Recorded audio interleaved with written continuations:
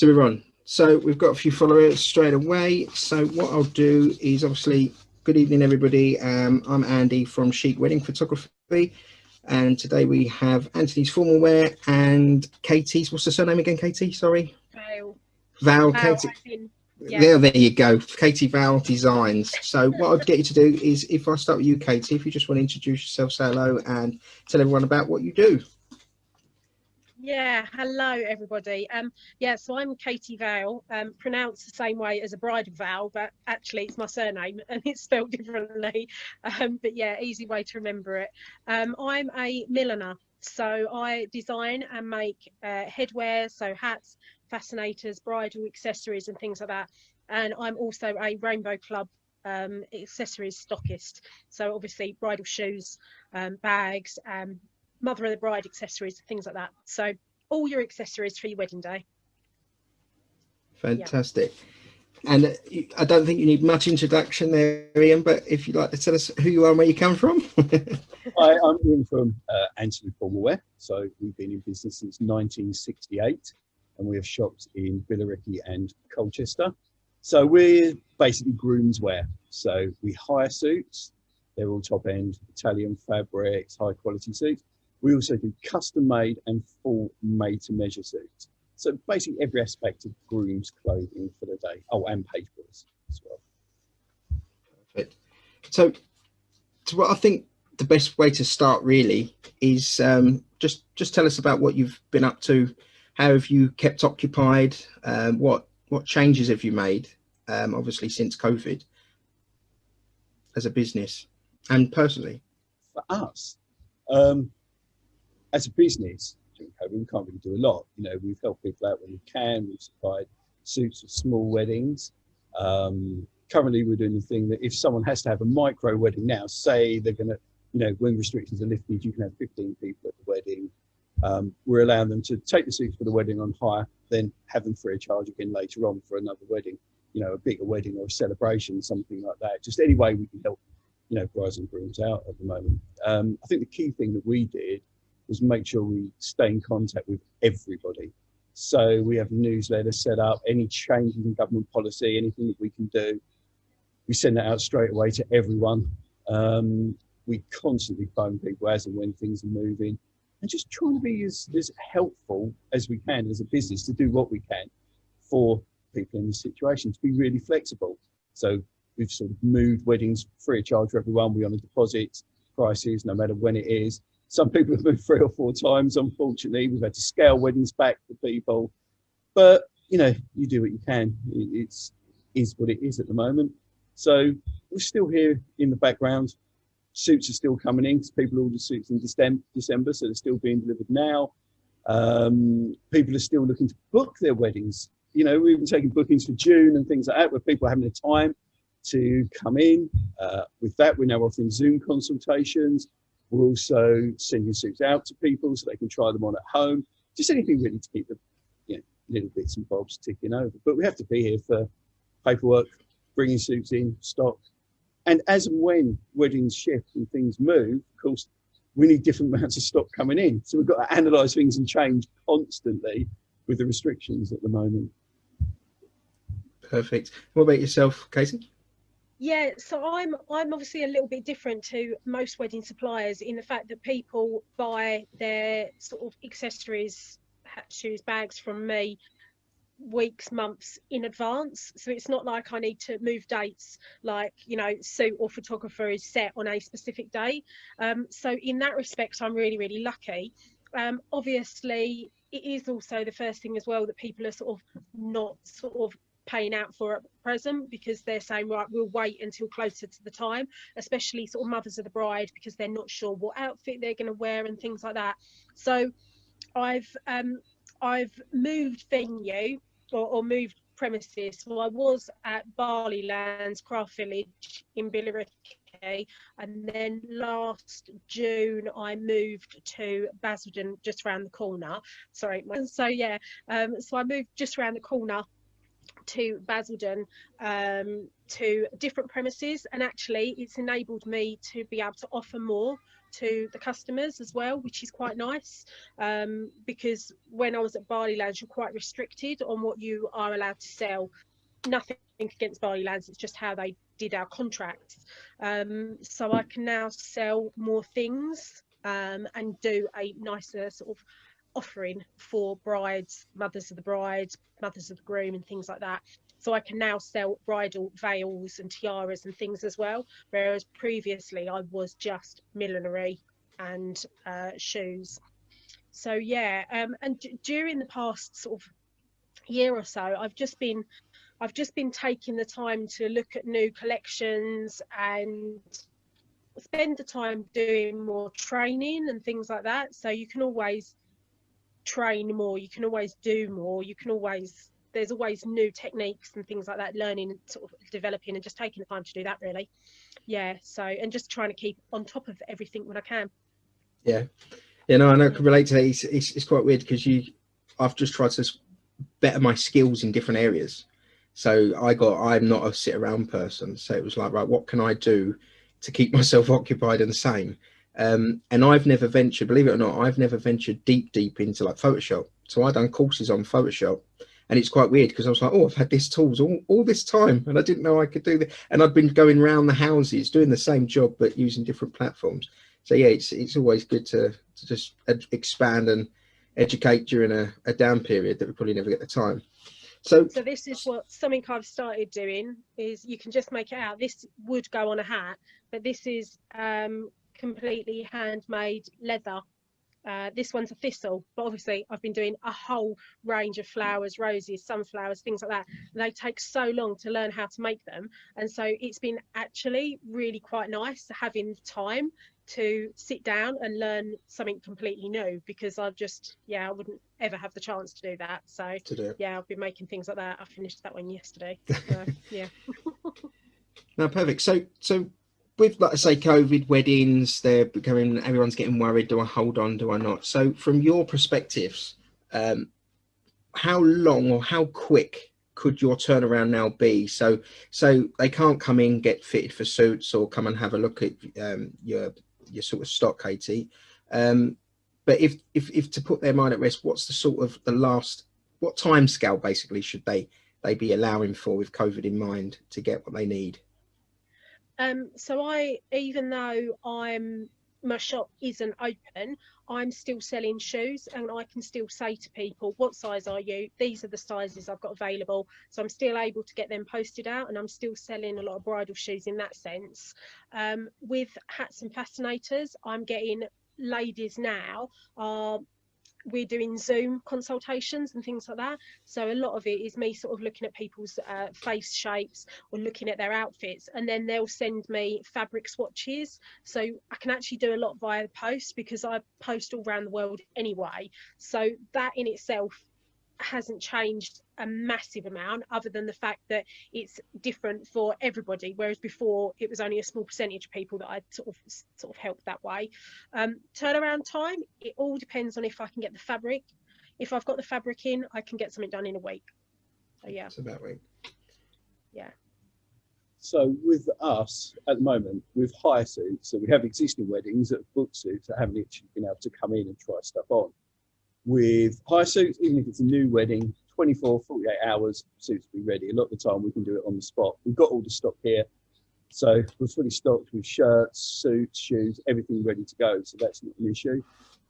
With made-to-measure suits, again, we've got a lot of made-to-measure suits here that need fitting. The guys have ordered them but haven't had a chance to come in.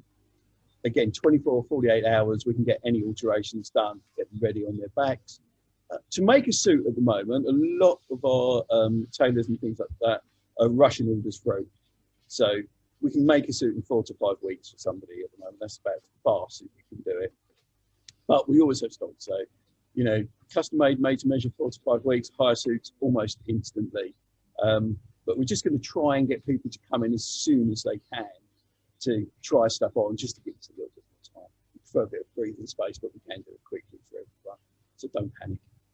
Yeah. So with the suits, would you encourage people, as soon as they're allowed to come in, have a look, and like what would happen if they had to move their date? Would what can reassurances are you sort of giving to say, look, you can come and pick them, let us get organised so we know what you want, but if you've got to move your dates, is there a policy you've got? Is there not? What's going on there? At the moment, if anyone moves their date, we just move it to the new date totally free of charge. Because we're big enough, we own all our own stock and premises, it's not difficult for us to move anything to any date. So someone's getting married this April, they want to move to next April, they want to move to June this year, not a problem, we just move it. Again, if they've been in for sizings, we'll arrange refits, double check everyone's sizing, make sure it's okay. I think one of the biggest headaches most people have at the moment is we do sell a lot of suits. And a lot of custom-made suits and made-to-measure suits generally have the date of the wedding put in them. So we have a lot of suits that we need to change. So we have ready-made, they've all got to be embroidered and hand-sewn into every single made-to-measure suit that's done to change the dates in the weddings. So we leave that to the last minute because we have had it where we've gone to do it and the wedding has changed again. So we've sort of tried to cover every eventuality that, you know, people are going to face. So we have something in place to make sure that everything's done for people. So at the moment, it's fine. We've rushed stuff very easily. Good. And I'm guessing, Katie, from your point of view, I suppose once it's made, it doesn't need to be held as such that you can just deliver the item. There's no need in that sense to suppose postpone a date, is it really? I suppose once they've got it, they've got it. That's it. And so I am lucky in that sense. I'm not having to juggle dates or things like that. So yeah, that is pretty lucky. Once someone's got their outfit and I've got their accessories, that's it, it's done then. So yeah, they can wear it whatever date they want. So there's a question coming for you, Katie. What colour hats are the most popular at the moment? Loads of green at the moment, lots of green. You're always going to have navy blue, blush pink, always going to have them two shades, and also like a silvery grey. They're the three shades are always going to be popular. But yeah, lots of shades of green around at the moment. Be it sort of like from more of your citrus greens, more up to right through to your emeralds. So yeah, so some people might not necessarily have a hat in that colour. They might have their outfit in that colour, but they might trim with ivory hat with green or something like that. But yeah, that would be the colours that I would say we're seeing a lot of. Yeah, and that will then sort of lead through, I would say, in the next couple of years into sort of like lemons, yellows and things like that. So especially after the year that we've had, I think people want a bit of a pick-me-up. And so I kind of find that people then want that bit more jolly, bit more brightness. Do you know what I mean? So yeah. But blues across the board is always the main colour, always. Yeah. The safe zone.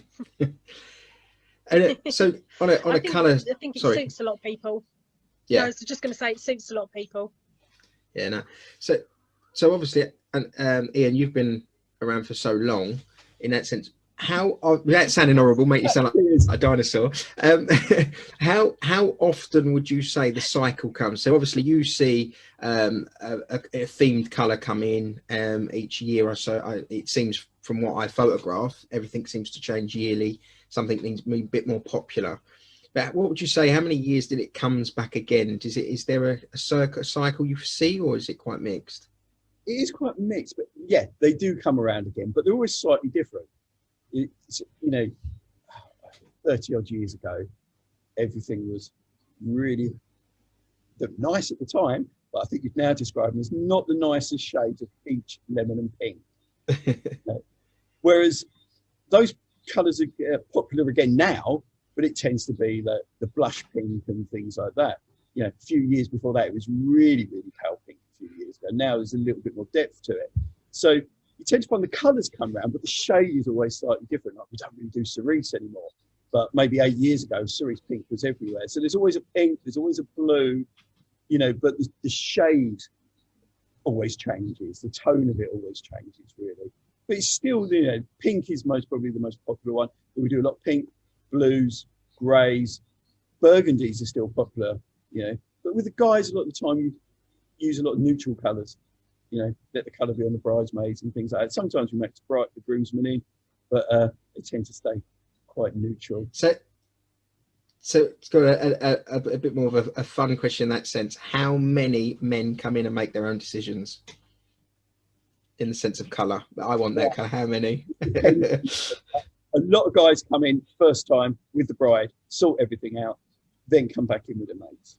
Yeah. If they're having something a bit different, especially on the made to measure side where I make a lot of big different stuff, generally that's just the groom. The groom will come in and go, yeah, I want an orange suit, or I want a burgundy dinner suit, or and it's generally the groom comes in with the idea, so he comes in on his own. Yeah, when there's something a little bit different, little bit different personality or something like that. But on the majority, 95% of the weddings, the bride comes in and makes sure that it's in line. Yeah. Well, I remember when I was getting married, on the way in the car on the way to the suit high, I wasn't having towels, I wasn't having this, and I was adamant. I come out with towels and everything. I said that I wasn't because my dear wife Lauren said that's what you're having. So I pretended that I was in full control, but I wasn't. And then of course the colours had to match the bridesmaid. So again, I didn't have a say in that. I got to pick my own shoes, so that's a plus. But no, yeah, I just always wondered. So just sticking on suits just for a second, not ignoring you, Katie, I promise. No. So would you say now, because I must admit I love to photograph the bow ties. I think the gents in the bow ties it's just got a look about it, love it. But what would you say is more popular now? Is it like normal ties, bow ties, or cravats? Okay, so normal ties are probably the most popular, but over the last 2-3 years, there's been a big increase in people wearing evening suits, dinner suits, or tuxedos for weddings. So we do a lot of those now with the bow tie. Bow ties, yes, we do them with the lounge suits. Generally more of a vintage look, so with an English tweed waistcoat or something like that, or a check, tends to work really well, or floral bow ties to give it more of a vintage feel. Not so much of a bow tie with a normal suit. You've got to make the suit feel that it needs to be worn with a bow tie. Otherwise, you can look a bit like a waiter or something else. But yeah, definitely more dinner suits. We're doing a lot more evening wear and a lot more different evening wear. I mean, we hire black, blue, white jackets, and we hire a dogtooth check in black and blue. But making dinner suits, again, lots of different colours, like burgundies, silver ones, we've done lilac one, just anything and everything, patterned ones at the moment as well. So there's a lot more of that coming through. But yeah, the bow ties make it look like you're wearing something to get married in. You haven't got on your work suit with a tie, dressing up for the occasion, as it were. Okay. And what about yourself, Kate? Do you find there's lots of different styles that people come to you with, like that might be more popular? What is the most popular style? Yeah, I think in the sort of like 90s, everybody switched from wearing hats to fascinators. So in case you're unsure, fascinators is just like the little fabric bow and things like that people wear on their hair. And fascinators, they're still really, really, really popular, but there's been such a sort of U-turn in the past couple of years of people going back to hats, back to bigger things and being a bit more bold. So I still sell millions and millions, well, not quite millions, but still sell loads of fascinators. But absolutely, the flip of people buying hats, probably I would say probably since Kate and William's wedding, you saw then a lot of people going for like hats more like this sort of size. And then since Meghan Markle and Harry's wedding, everyone's then gone big hats again. Yeah, so yeah, that being said, so many people are just not as confident in a big hat, so they'll stick to their fascinator. So yeah, it is very much personal preference, and I think that's the nice thing nowadays is however long ago certain sort of people would always say, like, I have to wear a hat, I have to do this and I have to do that, and I always say, well, no, you have to be comfortable. So if you're not comfortable in a big wide brimmed hat, then go for something smaller that you are comfortable in. So I think you still want to wear something to mark the occasion, but absolutely you want to be comfortable with it as well. So in the terms of what your breakup, your business, so do you get, like, I'm guessing, because obviously when I see at Ascot and places like that, you get like and probably for both of you really, do you get a lot of trade from like Cheltenham, Ascot, all those big? Ascot. Sorry. Yeah, absolutely. I mean, a massive chunk of my business is Ladies' Day. Sorry. It's a delay. Yeah, no, it's a slight delay on the internet, but that's fine. Now, Ascot's, last year and this year is big for us. People do still wear the tails for that particular event. It's really the only one. Some guys wear it to Derby and things like that, but it's mainly Ascot for the traditional tails. But tails are actually getting more popular for weddings. The traditional look's coming back in again. Like Katie said, the royal weddings with the hats and things like that. Yeah, get someone like David Beckham turning up in a fitted tailcoat, like that. Then everyone wants to look similar to that. So, you do get the influence from, celebrity weddings, royal weddings, things like that, filter down and do influence people's choices when they come in the shop, definitely. Yeah, without a doubt. I mean, as soon as in particular Kate Middleton, as soon as she is seen at a special event in a hat, whether it's Royal Ascot or a wedding or anything like that, I guarantee the next season I get people emailing me time and time again, can you replicate this hat? Can you do this hat? Can you do something to fit this? And all it is photos of Kate every time. Yeah. Someone's just said here, so we can ask to both of you. So Katie, I'll start with you. So what's the roughly ballpark figure for a fascinator or a hat, or so if someone came to you, what was the sort of ballpark? So fascinators start at £45 and they are handmade to order in whatever colour you want. And then hats, so a full wide brimmed hat, they start at £200. And again, they're handmade to order in whatever price you want. And then obviously sell Rainbow Club shoes as well, so bridal shoes, but they're shoes that are dyed to match. So people will come in, I'll make them their hat, and then I'll send the fabric from the hat off to have their shoes and bag dyed to match their hat. And so they get their whole accessories. And the shoes and bag, again, they start at about £60. Oh, wow. So, yeah. And yourself, Ian? So on suit hire for men, we have a mid-price, let's say. So a complete package, you get your jacket, trousers, waistcoat, brand new shirt you get to keep, tie, pocket square, cufflinks, braces, basically everything apart from your pants, socks and shoes. So that lot comes in for normally £174.50 for everything. We then do a range of custom-made suits, which are a stripped-back version of made to measure. Not as many options or fabrics, not as much tailoring done. But they have been massively popular since we started doing it. Again, it's been a fractured year. One of the big things is, that has been brilliant. You can actually design your own three-piece personalised suit and get the whole lot done for £365, which is only a little bit more than buying a peg off the shelf and having alterations done.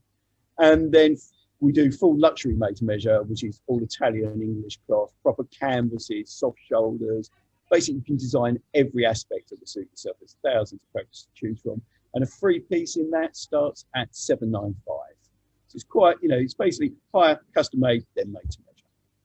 Yeah, so you basically, well, both of what you said there covers near enough every budget that I know of for a wedding. So there's options for absolutely everybody in that sense, which is fantastic. We found recently that weddings are more individual. We all see that because of Instagram and everything else. Everyone wants their wedding to look slightly different. So we're making a lot more stuff to say the groom in a wedding. Not everybody, but the groom will have something different, or he'll have something that's just slightly different, or sometimes just way out different. There's a big change in the way people dress for weddings. Just correct. I know you touched on this, Katie, but someone has just asked how long does it take get my words out to put my teeth back in. How long does it take to make a hat? I know you touched on it before, but someone's obviously just come in.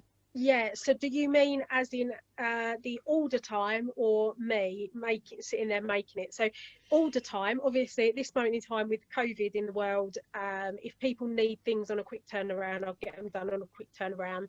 But I prefer to have about 6 weeks, a month to 6 weeks, to give me time to really do it. The actual length of time that it takes for me working on a hat, because basically I start with a complete sheet of fabric, like any sort of roll of fabric. For me to actually make a hat start to finish, it's probably you have drying times in between, so it probably takes me about 5 days. Yeah, not all of that time I'll be working on it. In total, probably about 2.5 days in total, but over the course of 5 days. Right, gotcha. Yeah. Perfect. Thank you for answering that. So, and there was another question that I did see that it's displayed off my screen, but I remembered. It said, "What is the most unique or crazy thing that you've ever been asked to design, Katie?"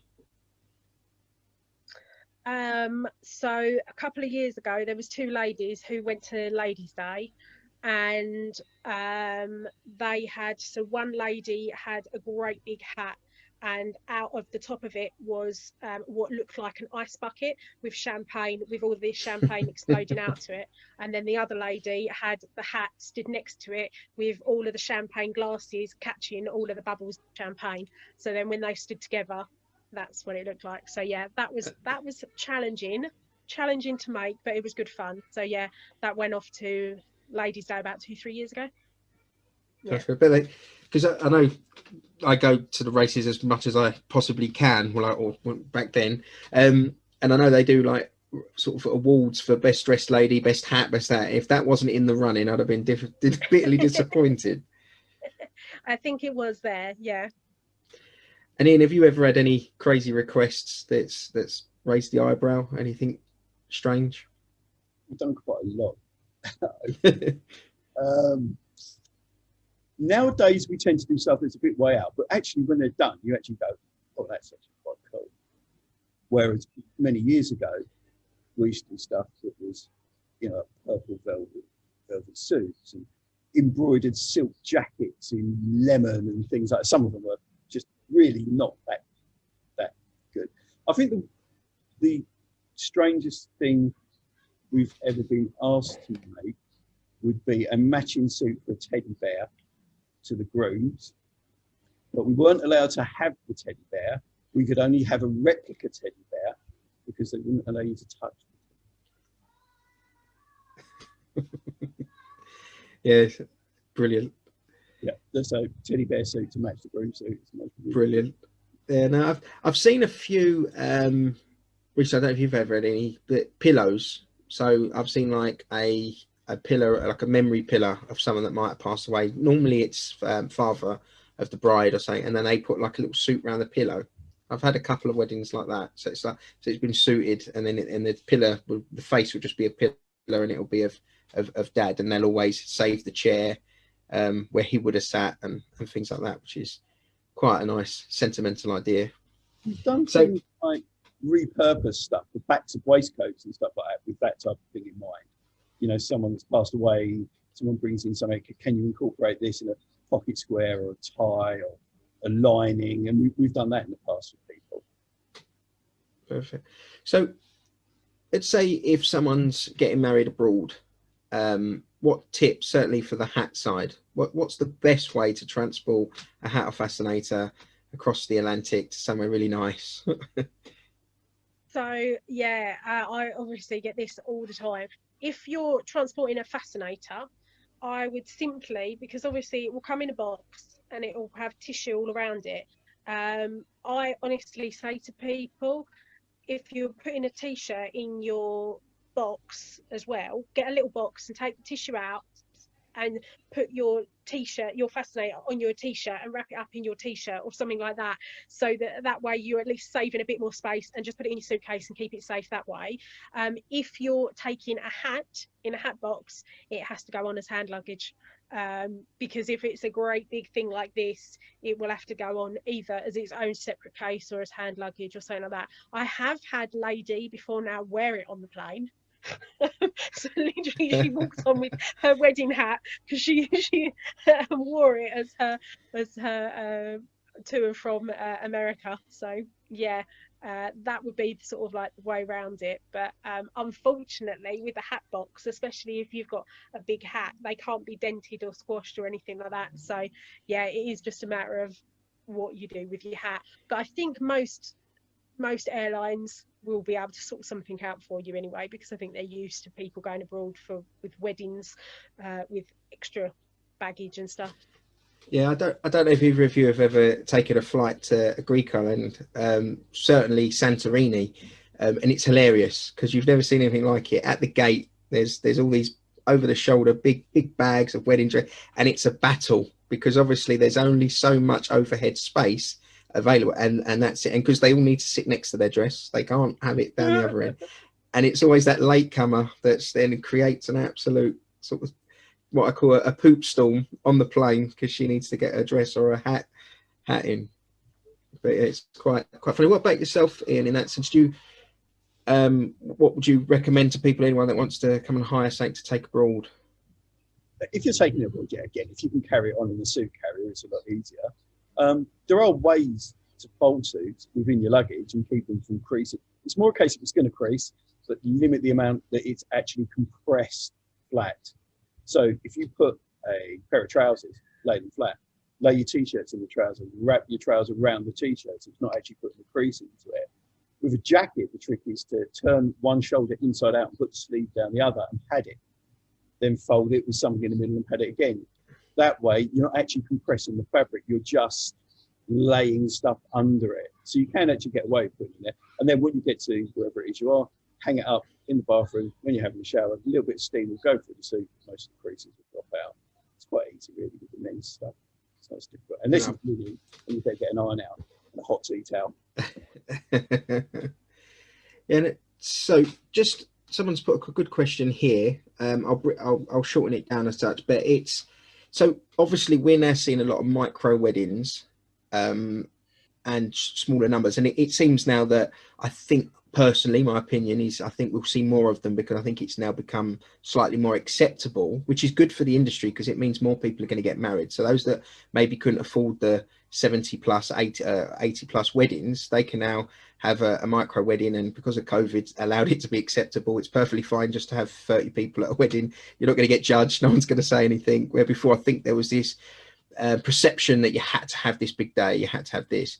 So have you done many, and are you finding them maybe that the dress code is becoming less informal, or if they just pop into the registry office and then doing something small, or do you still see a consistent flow of size of wedding all coming in for something nice?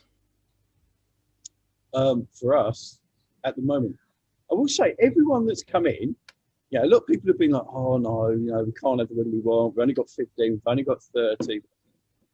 Everyone that's come, because we see them afterwards, they bring the suits back or things like that, everyone's come back and said, oh, it was brilliant, we had a really good time, it was intimate, it was this, it was that. No one's come in and gone, oh, yeah, everyone's just said, oh, it was, we had a really good time, wouldn't have changed it. So from that point of view, I think, yes, going forward, we will see more smaller weddings. We've already started talking about that, thinking about it as well. I think it will just change the way people do things, Yeah, they might go to a register office, have it laid back and, not have so many people there. But on the other side, we may get more people having more expensive suits just for themselves for the day, not hiring 6 suits, It'll be something special for the groom. I think the emphasis will shift slightly if weddings go more towards that. But yeah, I can see micro weddings becoming a lot bigger, and a lot of the venues can work around that as well, really. Yeah, I don't think it's something that should be discouraged or a negative. Like, I think as much as, the years you've been going yourself, Ian, I know you're going to see you've seen change, you've seen weddings drastically change to what they were and what they are. And I honestly think that we're now going through a transition where there's going to be a new change. And I think it's too easy to get wrapped up in the negatives that go on at the moment. And I honestly believe, and I said this to someone else a couple of weeks ago, that I think once they release the gates, it'll be a stampede. I said, I really think it will just go bang, because there'll be a lot of people there that weren't considering getting married, but will now be like, right, sod it, come on, life's too short, let's get married. Because I think it's give people perspective of life, really. Yeah, and I think I agree with both of that completely. And certainly, as Ian said, I've spoken to a few ladies who have sort of sent me messages after their children's weddings or their weddings, and everybody has said, okay, it wasn't the wedding we initially planned, but they can't believe what a nice day it was and how lovely it was and how intimate it was. Yeah, and they're actually pretty shocked at how fabulous it all went. Yeah, it's nice. I have found as well, though, what's really nice, sort of following on from your initial question on that point, is that people are still still dressing up for the occasion, because I think the micro wedding is only having the top table as such. It's those people that are still marking the occasion by still dressing up as they would have done anyway. So yeah, that's what I've found. Whether that would, yeah, I don't know whether that will continue if micro weddings become the thing, but so far absolutely that's all I've found, is that people are still sticking with it, but everyone is really enjoying their weddings when they get into them. So that's the main thing, isn't it, really? That's, yeah, it's great. Yeah, definitely. I've done five small intimate. Two of them was 15, three of them was 30. And I got to say, from certainly the 30, from my perspective, it was so much nicer, because you could get around everybody, you could chat to everyone. It wasn't so rushed, it wasn't so hectic, and you knew everybody by the end of the day. You knew everybody, because it's only 30 people. You knew everyone's name. It's a lot of mates and excuse me's, and at a bigger day, I think they got more photos. I think they probably got more time alone to enjoy the day, because these weddings are so expensive. And something that I always look at is to see the couple, how little they probably get enjoyment from it. I don't know, I suppose from difference, you're before the wedding, so I don't know if you see many of the days of how they pan out and what happens. So you hear the stories, but yeah, it's always a surprise of how much time they don't get together. I think from personal experience of going to weddings, the bride and groom just seem to get no time, do they? One of my best friend's wedding, where I was best man, I literally spoke to him just before the ceremony. Then after that, he was off here, off there, doing this, doing that. And I think now with the smaller weddings, like you said, it's more intimate. They get more time with the people. I really do think there will be some kind of change in the way people. There will always be massive weddings. There'll always be big wedding venues and 200 people and this, that, and the other. But I think you're right. A lot of people can go, no, I can get married with 20, 30 people and have a really cool day in a really nice place. And now suppliers have moved, because, suppliers would be like, oh, I want the big wedding, this, that, and the other. But now you can change your business to suit those types of weddings as well. I think that's the important thing that people have got to look at going forward, especially over the next 2 or 3 years, because I don't think there's enough space for all the weddings that have got to fit in as well. I mean, all the weddings have been moved today in 2020, from now to 2022. Most weddings are Thursdays, Fridays, Sundays are completely full. So, I think, with suppliers and everything else, there'll be a little bit of a change. Yeah, I think things will become more flexible, and I think there's still going to be the sort of state of affairs, but I think people will relax a little bit with regards to sort of weddings and the traditionality of some of the weddings as well. I mean, certainly when you look at some of the traditions of weddings anyway, some of those traditions have only been around 100 odd years anyway. Do you know what I mean? It's not like they've been around for years and years. So yeah, I think things will relax a little bit more. Yeah, no, because one thing that I always try to do, especially now it's very few times now that there's a car involved where they go as a couple. So the car might bring the bride, but it doesn't, they normally stay on location. They don't go anywhere else or go for another drive. So I normally say to them halfway through the couple shoot, look, just walk over there, and I'll photograph from a distance. And once I've got what I've got, I normally walk back, and it's quite funny because, oh, we didn't realise you'd finished. But it's just to force them to have 10 minutes alone. And I always say to them, just in the build up to the wedding, when we do our meetings, I always say, just take that 10 minutes from experience of getting married myself, take a breath, look around. Majority of the time now, tradition has gone. Well, it certainly did when I got married, sadly. The dad did not pay for it. It was all my blood and sweat that paid for my wedding day. And it's not nice to just breathe and go, look, we've done it. And I think if you don't have that car journey, I think that's your time to just take a time out for 10 minutes together, which I think is really important. I actually saw a comment yesterday on a bridal forum thing where someone was actually saying when they're doing their schedules for their day, they are specifically scheduling half an hour for her and the groom to just go and exactly that, go walk around the fields and just have a chat and have a talk. Yeah, and everybody's going on, oh my god, that's such a good idea, that's great. So yeah, it's one of those silly things you probably don't even think about. No, exactly. So Katie, I'll come back to you. So there's a lot of negativity in the sense of it's hard to be positive with what's going on. So what advice would you give to brides, couples, just to stay positive, and what would be your message be to those? Do you know what? It's really difficult at times, because I think we're allowed to be upset, we're allowed to be sad, we're allowed to be overwhelmed, because we're in completely unprecedented times.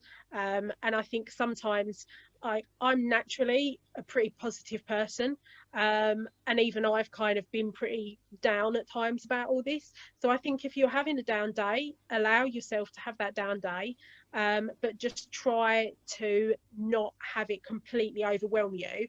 And I think as well, it is easier said than done, but I think if people are really, really upset and sad about their wedding, remember that actually the reason why you're having a wedding is to get married, and try and think, the wedding is one day, but you're going to have this wonderful marriage afterwards. And like I said, everybody that I've spoken to that has had a micro wedding has ended up having the most wonderful and lovely time.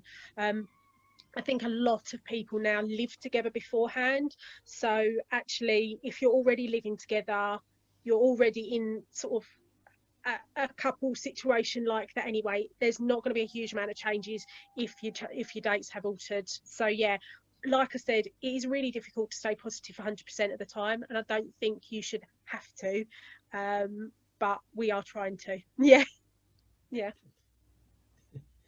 And Ian, have you got any advice you'd give people on what they can take from it?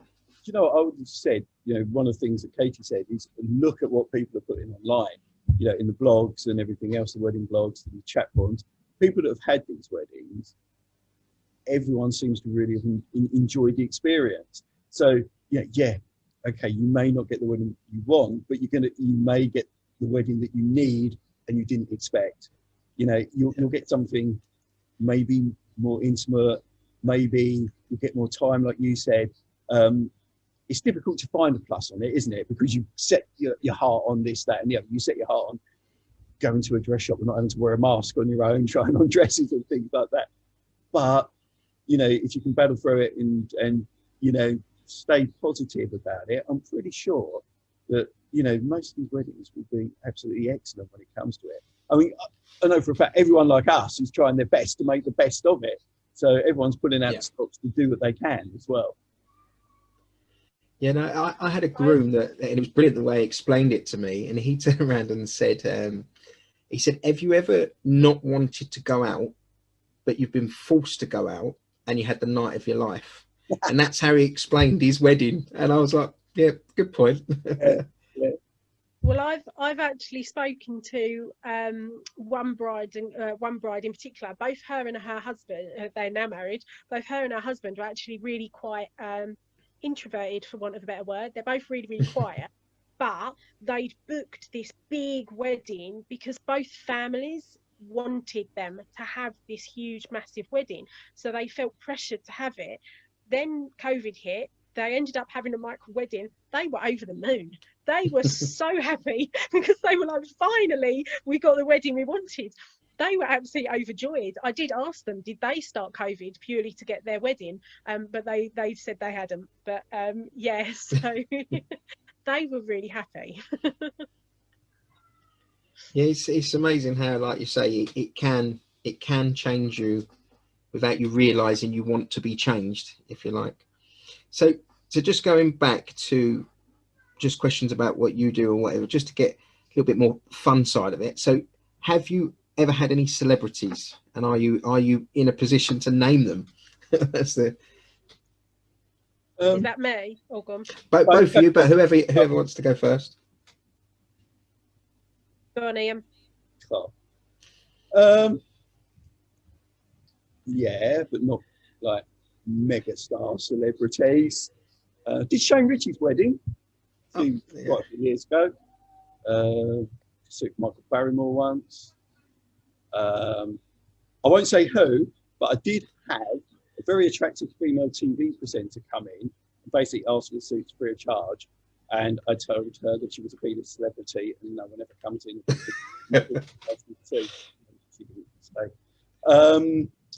Lot of footballers over the years, lots and lots of footballers. Yeah, we did like some of the athletic stars. Did one of the Paralympians a couple of years ago as well. Yeah, not a lot. To be honest, we don't really hunt that sort of thing. You know, we get a lot of calls. You get a lot of calls from, management agencies going, "Oh, would you like to give a suit free of charge for blah, blah, blah?"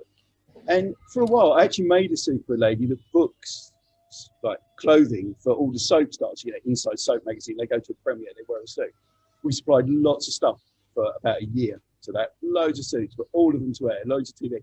Not one inquiry from a picture of anything that we sent out, even accredited for it. So when people do come on, you generally get a PR person coming on and saying, "I'm such and such would like a suit," and you go, "No," especially Towie, all the time. We did let them in once, and they were all right. One of them was a bit of a, but Towie all the time, and it's 9 times out of 10, it's like, "No, go away, not interested." Yeah, I know it works on social media, but I think it's finding the right person, and it takes a lot of time.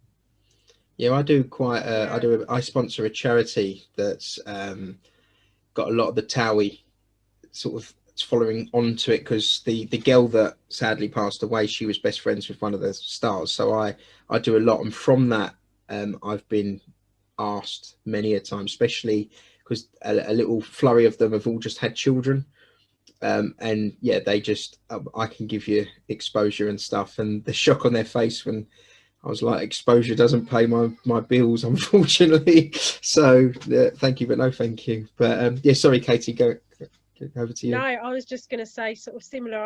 I've done for done sort of like for a few people. Probably the most famous person that I've made a hat for, and she was lovely, was Saffron from Republica. Don't know if you guys remember the band from the 90s. Black with a great big like black hair with the big red stripe across it. So I've made her a few hats. She's lovely. And then a couple of sort of like people from X Factor and things like that. Couple of TV presenters and stuff. But again, you and they've all paid for theirs.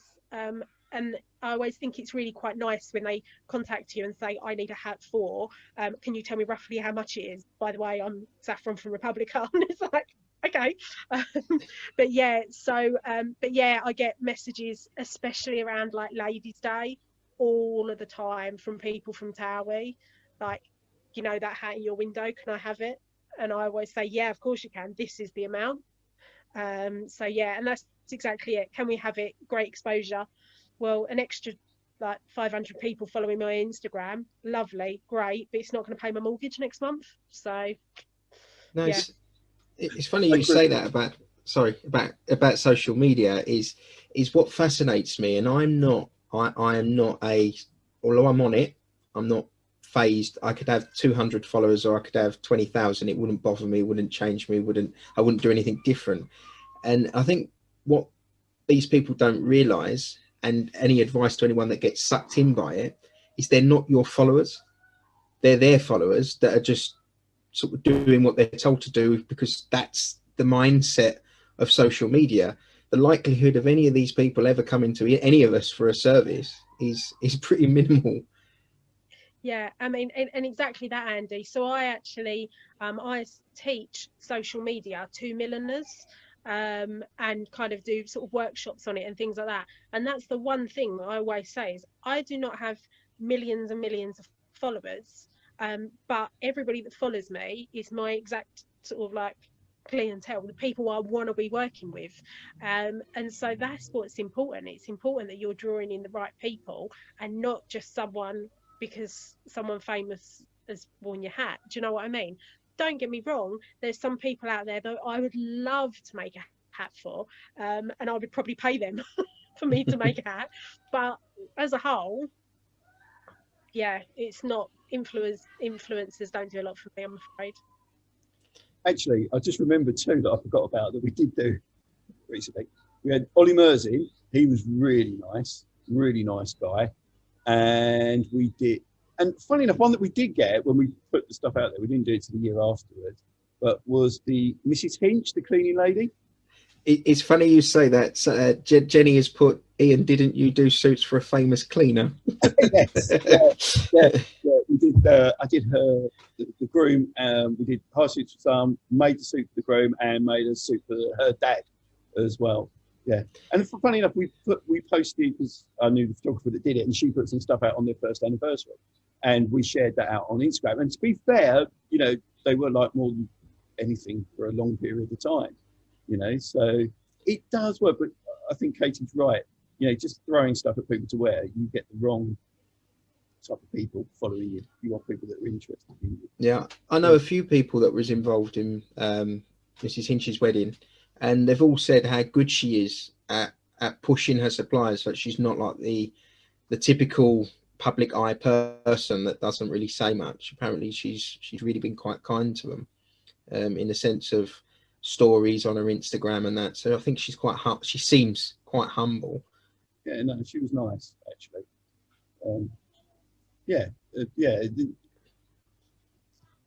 Most people actually are. It's like Katie said. It's just when they phone up, we just want it for free. Just like, no, okay, Yeah. So, what's the plan for sort of like the next year? What do you hope? What do you think's going to happen? What do you hope's going to happen for the next year? What for yourselves as businesses? Crikey, that's a tough one. Blimey. If you'd asked me that a year ago, this it would not be working out. I mean, God, yeah. I mean, I just think you don't know what's around the corner. My plan really is just to carry on doing what I've been doing the past year, learning new techniques, looking at how I was running the business and actually will it alter slightly, will I change it somewhat, looking at what's been working and what hasn't been working. And I think the whole world is changing, so I think my business model might have to as well. I don't know. To be honest with you, that's a bit of a deep question on a Friday night, isn't it? Friday night mid-COVID. What's your plans for a year's time? No one said it was going to be easy. I think. What about yourself? Oh God. Yeah, don't know. Not sure. I think during the last lockdowns and everything else, we've looked at our business. We've computerized, we've streamlined, we've figured out new ways of ordering and things like that. So for us, it's just a case of, look, as soon as we can get open, we can get trading and we can get on with the weddings and things like that. And like I said, going forward as well, you're sort of thinking, are things going to change? Are people going to look at weddings in a different way? And do we have to change what we do? Biggest headache for me over the next month is most probably Brexit as well, because of all the VAT and everything else and the tariff charges. You know, I think in the last week I've had 3 emails from companies about shipping costs going up. Yeah, and that is already impacting, and we're going to hold our prices for this year no matter what, because people are booked, and we wouldn't change the price on anyone that's booked. But one of the biggest shoe importers into the country got a letter from the chairman this week saying, look, the container prices are 5 times what they were this time last year. And the ports, we cannot find space in the UK. They actually had to unload shoes in Germany and then drive them into the UK recently. So there's loads of issues for us to work around on top of COVID as well. So luckily we spent the time streamlining, And then I just want to get going again, just see people. I'm sitting in an empty shop that's seen no one, hardly anyone this year. And when we do have people in, you know, this is a big place. We have one wedding this side and we have one down there and no one in the middle. You know, hand sanitizer everywhere. And, you know, it's just, it'd be nice to get back to normal. Yeah. And hopefully things will change. Hopefully it will be a bit different. People will be a bit more relaxed about their weddings and things like that as well now. Yeah.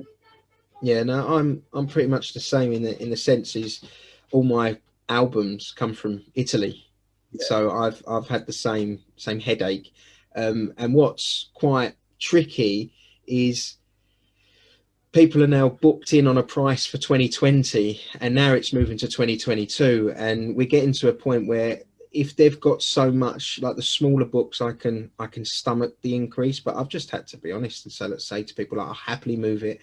I'm not charging you to move it, but I just can't. I don't want to earn any more. I just can't afford to lose any more. And I've got to be honest, every single person so far has been, Andy, no problem, totally understand. But yeah, the paperwork side, and it's even worse for you being sort of VAT registered. What a headache. Brexit really did cause. I think the price of so when the suit boxes come in, we were paying €8 for a box. Because of the backlog in Europe at the moment, it's €35 for that same delivery. Yeah, it's ridiculous. You know, there's so much. I mean, they have said, you know, the courier company said that price will come down at some point when things level out, but there's admin costs and everything else at the moment, and accountancy costs. So, yeah, God knows. The next 2 years are going to be fun. A bit of a roller coaster, I think, but, you know, interesting times. No, perfect. We've got a message there from Charlotte. Charlotte, she's one of my brides, but she's just asked a question regarding the suits, but rather than going over the pricing and stuff, unless you want to run over it again, it's up to you, Ian, if you want to run it in case I get anything wrong. So she's just sort of said on there, sorry if you've answered this already, but do you obviously hire out the suits for the groomsmen? If so, how much, please? So I'll give you we'll do it again, no message afterwards, but we can do a package price of, depending on what you want, but jacket, trousers, waistcoat, brand new shirt you get to keep, tie, pocket square, cufflinks, braces, everything apart from pants, socks and shoes. The average price, $174.50. They start at $149.50, go up to $195. You've got lots of, everything from normal suits to dinner suits to tailcoats. You know, we do matching boys ones. I'll do a plug now, but during lockdown, special offers. Okay, so if you book during lockdown, you can do £50 with us online. You get 10% off, and the groom gets a free made-to-measure shirt as well. If you've got like 5 or so hire suits, or you're looking at a custom made or something like that. That's just to keep us a little bit busy, keep it a bit interesting during lockdown, keep trading. Yeah, we have had, to be fair, we've had quite a few people book. So I think people sort of a little bit worried that we're going to open up and there's not going to be suits and things like that. But yeah, we're fine. Yeah, still going there. Yeah. But yeah, no, I think that brings us, unless, okay, if you've got any promotions, anything like that, anything you want to, well, more importantly, where can people find you? So if you give your details. Yeah, I was going to say, so just my Facebook, my Instagram are, and my website is Katie Vale Designs. So yeah, you can find me there. So yeah, you'll usually find me online at some point or another during the day. But yeah, Facebook, Instagram, and my website, Katie Vale Designs. Perfect. Ian? Again, for us, Facebook, Instagram, website, there's full details on there. Messages, we'll get back to you straight away. We are praying that we're going to open in March. I very much doubt we're open very early in March, but we are booking people in. So our diary is getting quite full for March, April and May, because we're trying to put people in for sizings for the June weddings, as well as people that want to view. So if you are thinking of coming in, it is worth just phoning up or emailing and saying, look, I want to come in on a Sunday. Oh, that's the other thing. We're open extended hours now, because we know there's going to be a rush and we've got to fit people in and we've got to socially distance within the shop. So we're going to be open 6 days a week, just shut on a Wednesday, late nights on a Thursday, and we'll do other late nights and things like that by appointment, just to help people out, because we've got to get people through the shop. Perfect. Well, thank you both very much for giving up your time and having a chat and answering the questions. Sorry to get deep on you there, Katie, on a Friday night with no alcohol in. I'm going to have a drink now.